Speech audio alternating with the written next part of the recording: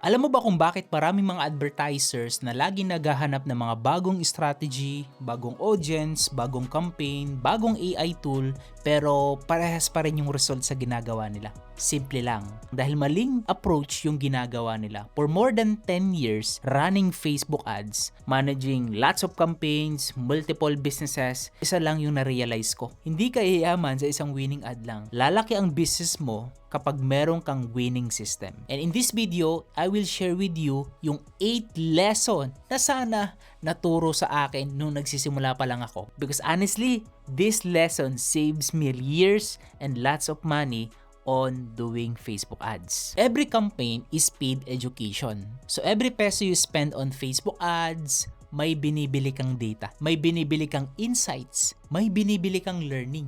Pero alam mo ang problema? Karamihan ng mga advertisers pagkatapos ng campaign, move on agad.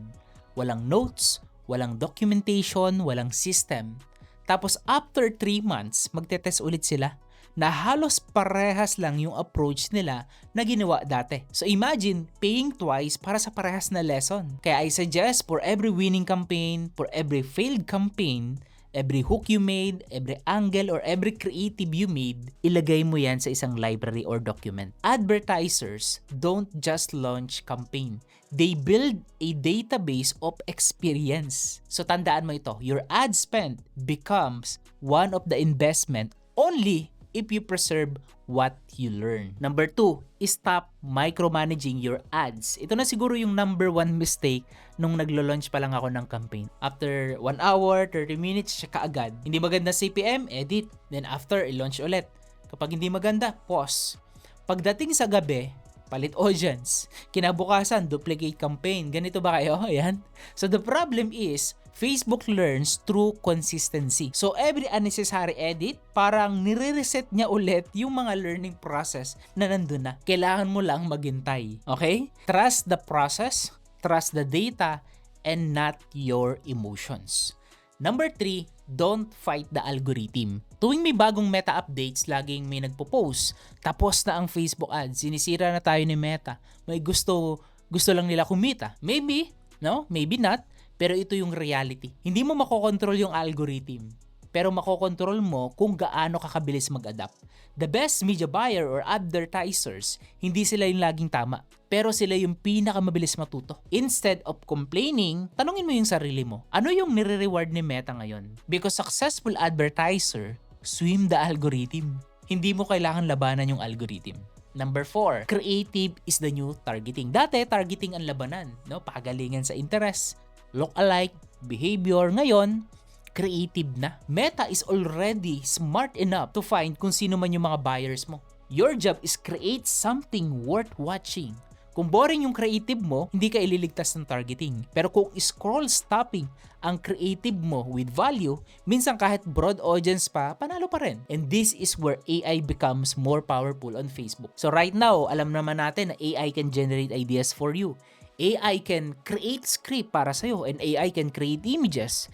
AI can speed up your production na dati 1 week or 1 month mong ginagawa. Pero ngayon, in 1 day, less than a day, makakapag-create ka na ng napakaraming creative. AI doesn't replace creativity. It amplifies. The strategy is still coming from you. Tandaan mo yan. Number 5, stop chasing small wins. Maraming mga advertisers, busy sa pagbabawas ng CPM, busy pag-a-adjust ng mga headline. Walang masama doon kung yan naman yung magdo-double ng business mo. Real growth happens when you create, improve the new offer, create a new angle, improve the new angle, create a new positioning, different approach, or a reason para bumili yung tao sa'yo. So small optimizations protect your business. Big ideas grow your business. Number 6, your market determines your scale. Ito yung hindi masyadong napag-uusapan. Hindi lahat ng negosyo kaya mag-scale ng malaki. Why? Simple lang kasi, number 1, pwedeng small market lang yun. Kapag maliit lang yung market audience mo, eventually, lahat sila is nakakita na ng ad mo, tataas na yung ads cost mo.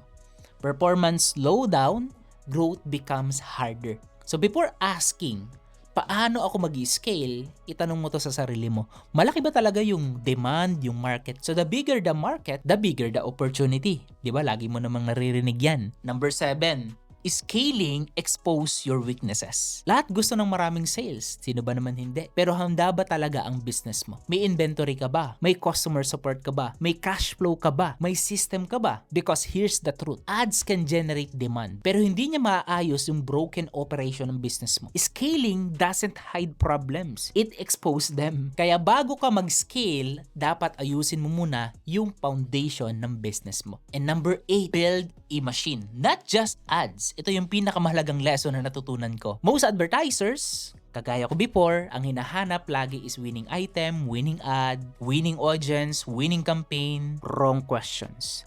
The real question is, ano ang system mo para paulit-ulit mong magagawa yung mga winning ads? Paano mo magagawa na magkaroon ng mga winning campaign? The real question is, ano yung system na pwede kong paulit-ulit magawa? Na para kahit na wala ka, nagbabakasyon ka, 'di ba?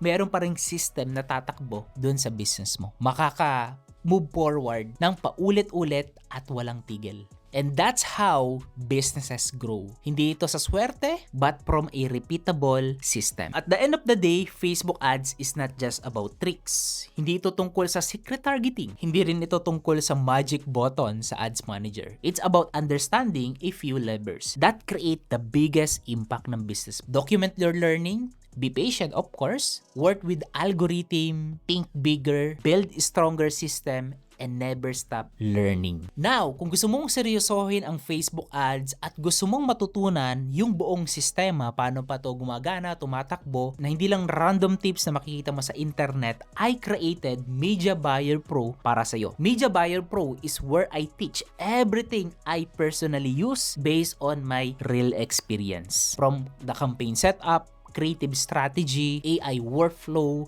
scaling frameworks, optimization, real campaign breakdown, mga templates and SOPs, and weekly updates habang nagbabago ang meta, of course, because here's what I believe. The future belongs to the marketers who know how to combine marketing, data, and AI. So kung sawang-sawa ka na sa kakahula at ready ka na i-build yung real media buying machine mo, so i-click mo lang yung link sa ibaba ng video na to. Join Media Buyer Pro today. If this video helped you, don't forget to like this video, subscribe na rin para sa mga next video natin, updated ka. And with that, I'll see you in the next video. Let's build a better ads and even a better business. God bless sa'yo.